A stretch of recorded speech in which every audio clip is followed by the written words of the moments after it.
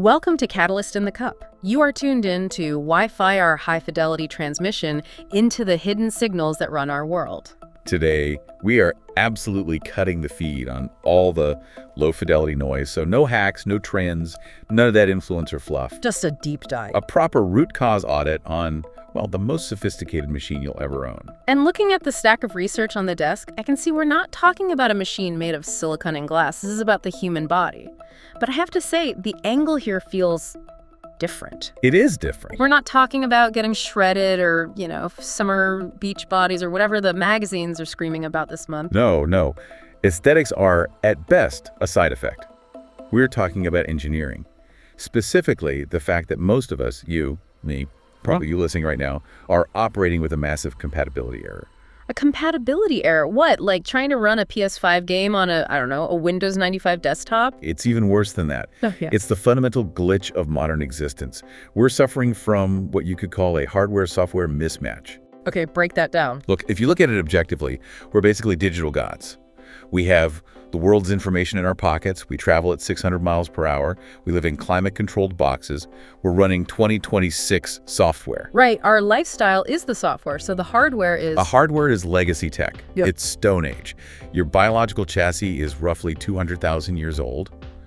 It was designed for the savanna, for scarcity, for constant movement. Definitely not for the ergonomic office chair. Not even close. Yeah. And when you try to run that modern sedentary software on this ancient hardware, well, the system crashes. Reading through this, it brought me to something I've started calling the phone paradox.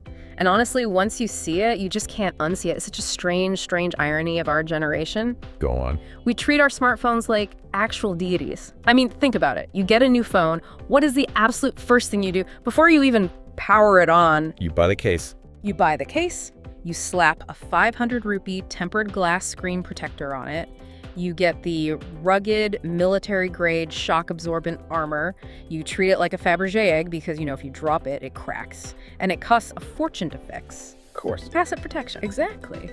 But then you look at how we treat our own biological frames. Our knees, our spines, our hearts. We treat them like garage junk.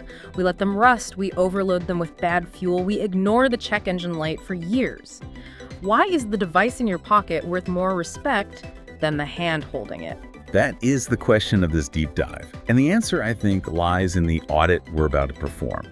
We need to look at what the research calls the scientific walk. And just to be clear, we don't mean a leisurely stroll to the fridge. No, we mean locomotion as a biological necessity. It is the only legacy software that is 100% compatible with our hardware. So let's unpack this. We're going to run a full system diagnostic. Where do we even start? We start with the baseline metric. Let's call it biological integrity. You can think of this as system uptime in IT terms. In engineering, there's this concept called the Lindy effect. Are you familiar with it? I love the Lindy effect. It's broadly the idea that the longer a non-perishable technology has been around, the longer it's likely to stay around. Right. Like the wheel isn't going anywhere. Precisely. Time is the ultimate filter. If a technology is fragile or inefficient, time just breaks it. Bipedal walking has been the primary operating system for humans for 200,000 years. Yeah. It's not obsolete just because we invented Uber. It's non-negotiable. It really is. But we've tried to negotiate it away. I mean, I look around any modern office heck, I look at my own reflection in the monitor, and I see what I call corporate shrimping. Corporate shrimping, I like that. You know the posture. The shoulders hunched forward, neck craning toward the monitor like a turtle, your spine just curved into a C shape. You look like a shrimp. It's a structural failure. It is. It's kind of satirical, but it's also tragic. The modern spine looks like a question mark. It looks like a city flyover built by the lowest bidder. You know the ones. The contractor cut corners, used bad cement, and now the whole thing is shaky, structurally unsound, and probably going to collapse. And that is exactly what's happening internally. When you sit for 8, 10, 12 hours, your system effectively goes offline. The fluids stagnate, the signals degrade. We need to execute a protocol to reboot it. Okay, let's get into the protocol. You've broken this down into 5 core drivers. These are the specific mechanisms that turn walking from just moving into, high-tech maintenance. Let's hit driver number 1, vascular dynamics. Right, let's use the Einstein protocol here. So simple explanation first, then the technical term. Keep it accessible for us. When you sit, your blood flow is sluggish. It's just meandering through the pipes. When you walk, that flow accelerates. So physically, the blood is rushing faster through your artery. And it's rubbing against the walls. Exactly. It's creating friction. The technical term for this friction is shear stress. Shear stress. Okay. Now, usually in life, stress sounds bad.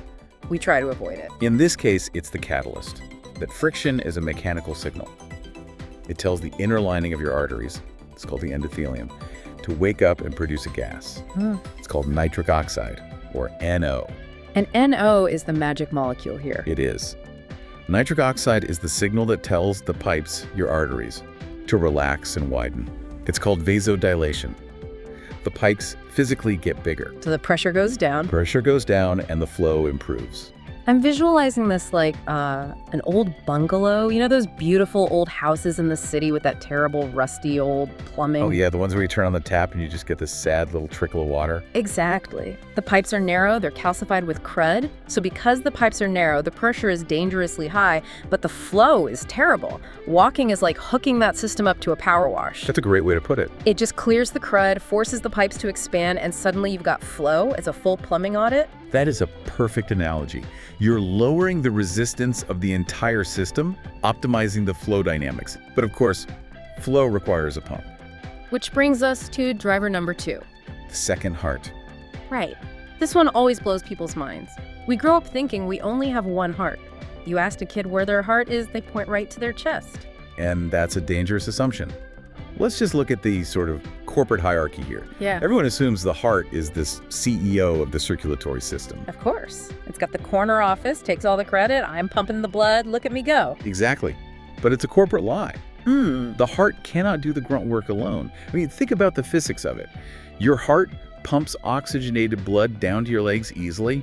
Gravity helps. It's a downhill slide. Right, but getting that deoxygenated blood back up. All the way from your ankles to your chest, that's what, 1.5 meters of vertical lift against gravity? That's a heavy lift. The CEO can't do it. The CEO is just sitting up there on the chest, thumping away.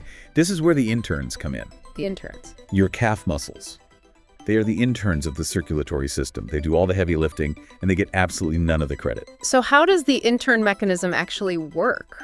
Technically, it's the calf muscle pump. When you walk, your calf muscle contracts. It physically squeezes the deep veins in your lower leg. And because those veins have one-way valves, that squeeze shoots the blood upward, back toward the heart. So if you're not walking. The interns are on strike. They're just sitting at their desks doing absolutely nothing. And if the interns don't work, the CEO fails. The blood pools in your legs, your ankles swell. The whole system just stagnates. You need the interns to keep the company running. You do. Wow, that's a crucial reframe. Walking isn't just leg exercise, it's circulation management. It's keeping the company solvent. Okay, let's move to driver number 3. This one moves from plumbing to the nervous system, the neural reset. Right, this is about how your body handles data.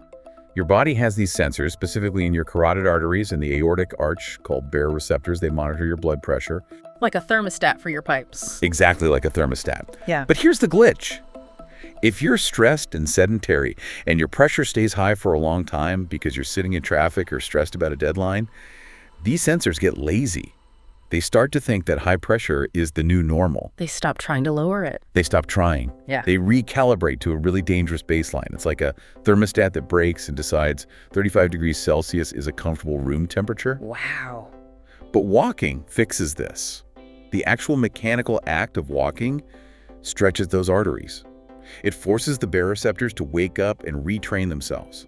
It resets their sensitivity. I have the perfect analogy for this. Anyone living in a major city, Mumbai, Bangalore, anywhere with gridlock, will feel this in their soul.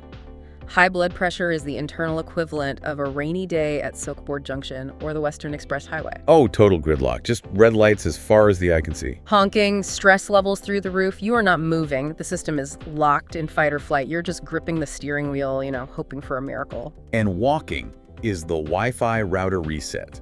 You know when the internet is slow and buggy and you just unplug the router, wait 10 seconds and plug it back in? The universal fix for everything. It's the universal fix. That is what walking does to your autonomic nervous system. It clears the traffic jam. It shifts you from that sympathetic fight or flight gridlock into the parasympathetic rest and digest flow. Exactly. It opens up the bus lane. It tells the body, the threat is over. We're not being chased by a lion and we are not stuck at Silkboard. You can relax now. Which brings us to energy. Driver number 4, metabolic specifications. This is about how we handle fuel, specifically sugar. Glucose. Now, normally, for sugar to get from your blood into your muscles where it can be burned as fuel, it needs a key. And that key is insulin. Right. Insulin unlocks the cell door. But in the modern world, we have a huge problem called insulin resistance. The lock gets rusty, the key doesn't work so well anymore. So the pancreas pumps out more and more insulin, but the door just won't open. This sounds like dealing with a bureaucracy. It is exactly like that.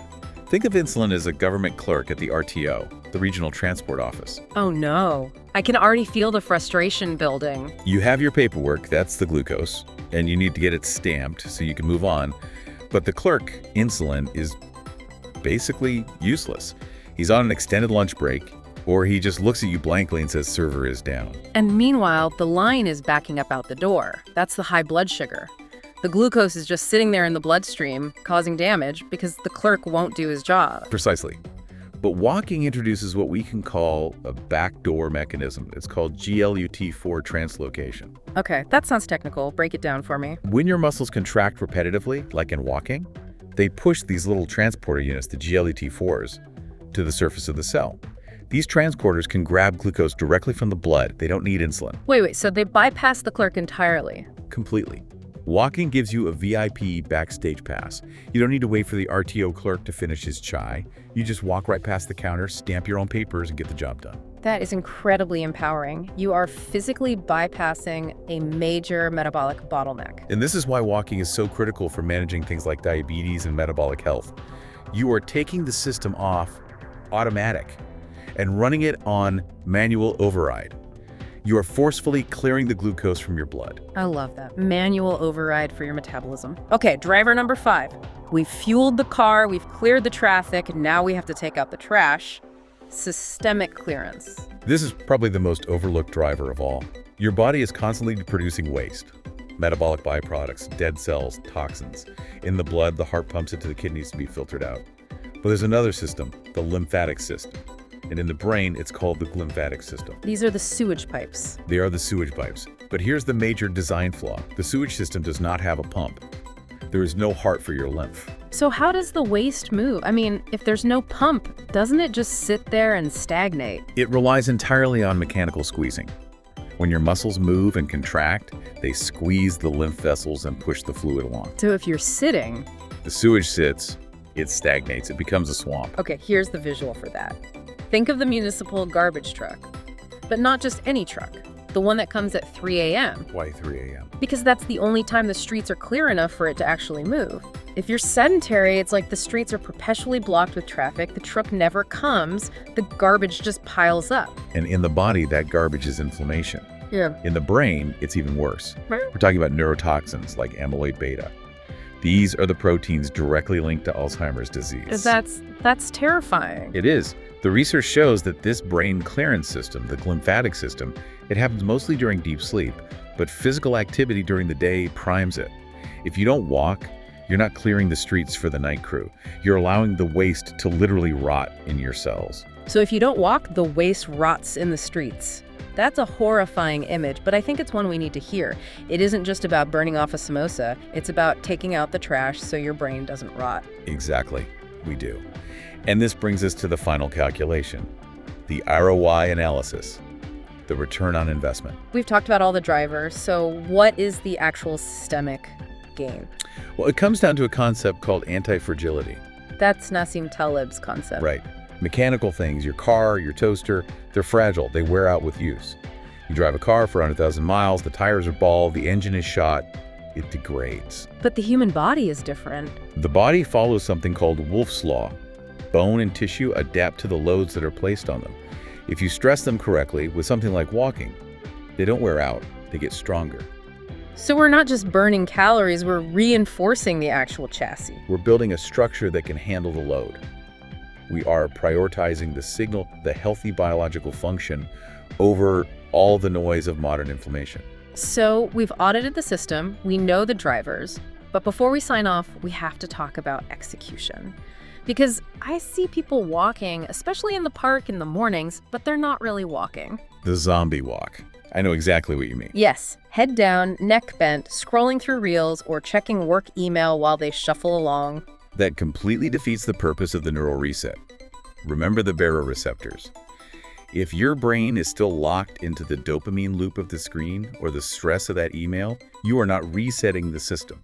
You're not lowering cortisol. You're just moving your legs while your brain is still stuck in traffic at Silkboard. Precisely. So heads up, phone in the pocket, let the optical flow, the world moving past your eyes, do its job. Disconnect to reconnect. Exactly. Now, I want to pivot here for the end. We've been very technical. We've talked about pumps and sensors and flyovers, but I want to frame this differently as we close. We need to talk about assets. This is the asset frame. Yeah, It's so important. In India, culturally, we are obsessed with building assets for our families.